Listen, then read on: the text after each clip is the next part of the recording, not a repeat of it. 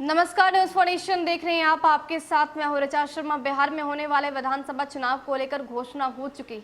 ये ऐलान हो चुका है कि 1 अक्टूबर से चुनाव की शुरुआत भी कर दी जाएगी, जिसके बाद से महागठबंधन हो या फिर एनडीए, दोनों पाले में आग बरकरार है। इसी बीच सीट शेयरिंग को लेकर जो मामला फंसा है वो भी सुलझाने की कवायद तेज हो गई है। खबर आ रही है कि एनडीए भी अब इस मामले को जल्द से जल्द सुलझाने में जुटी हुई है। सब कुछ फाइनलाइज हो चुका है कि बीजेपी के पाले कितनी सीट जाएगी, जेडीयू के पाले कितनी सीट जाएगी, एलजेपी के पाले कितनी सीट जाएगी और मांझी को कितने सीट मिलेगी। अब ये फैसला बेहद ही जल्द होने वाला है। सूत्रों के हवाले से खबर ये आ रही है कि 1 अक्टूबर को एनडीए ये घोषणा कर देगा कि सीट का फॉर्मूला क्या है और किसके पाले में कितनी सीट गई है।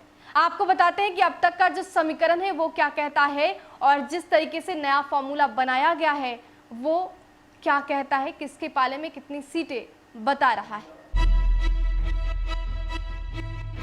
एनडीए में सीटों के बंटवारे को लेकर लंबे समय से इस घटक के दोनों प्रमुख दल जदयू और भाजपा के बीच मंथन का दौर चल रहा था। शुक्रवार को चुनाव की घोषणा के साथ ही जदयू राष्ट्रीय अध्यक्ष और बिहार के मुख्यमंत्री नीतीश कुमार ने भी कहा था कि बहुत ही कम समय में सीटें तय हो जाएंगी। हालांकि उन्होंने ये भी कहा था कि आपस में अभी बातचीत नहीं हुई है, पर चुनाव की तारीखों का ऐलान हो गया है और हम लोगों के पास बहुत कम समय बचा है, इसलिए जल्द ही सीट शेयरिंग हो जाएगी। भाजपा से हमारा शुरुआत से ही अच्छा संबंध रहा है और इसमें कभी कोई दिक्कत नहीं आई है।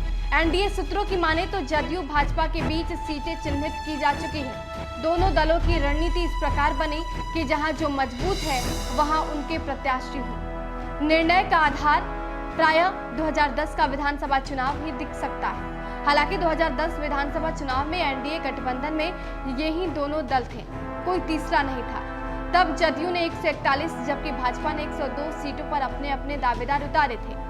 अब जदयू के साथ पूर्व सीएम जीतन राम मांझी एनडीए से जुड़ चुके हैं और उन्हें जदयू कोटे से सीटें दी जाएंगी, जबकि लोजपा को भाजपा कोटे से सीटें मिलेंगी। गठबंधन में सीटों पर फैसले में अहम भूमिका जदयू और भाजपा दोनों ले रही है। गौरतलब है कि जदयू के सांसद आरसीपी सिंह और ललन सिंह जबकि बिहार भाजपा के प्रभारी भूपेंद्र यादव के बीच कई दौर की बैठक हो चुकी है। इस दौरान बिहार की एक एक सीट पर व्यापक चर्चा हुई है। हर सीट पर दावे के आधार पर भी बातचीत हुई है। सामाजिक समीकरण आदि के मुताबिक किसके लिए कौन सी सीट अधिक मुफीद होगी, इस पर भी वॉकआउट किया जा चुका है।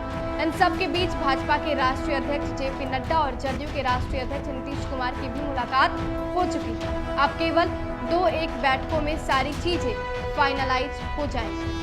यानी महागठबंधन के साथ साथ अब एनडीए में भी सीट शेयरिंग का फॉर्मूला जल्द से जल्द सॉल्व कर दिया जाएगा। खबर ये आ रही है कि 1 अक्टूबर को इसकी घोषणा भी हो जाएगी। देखना दिलचस्प होगा कि किसके पाले में कितनी सीट जाती है और क्या चिराग पासवान अपने बगावती तेवर को कंट्रोल कर पाते हैं।